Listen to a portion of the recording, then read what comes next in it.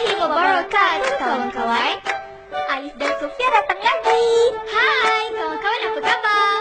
Kawan-kawan sudah hafal huruf hijaiyah? Sofia sudah. Kalau macam tu, hari ini kita boleh belajar huruf alif dengan baris. Sofia tahu baris atas, baris bawah dan baris hadapan. Pandainya Sofia. Jom kawan-kawan, kita belajar sama-sama.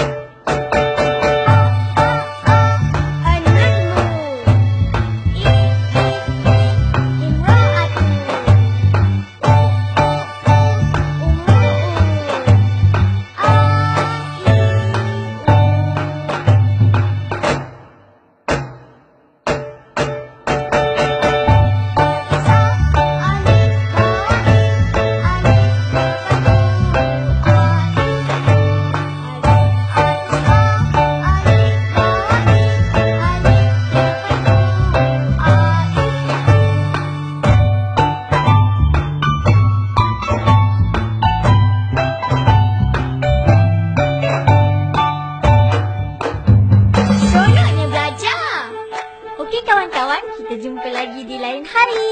Assalamualaikum warahmatullahi wabarakatuh.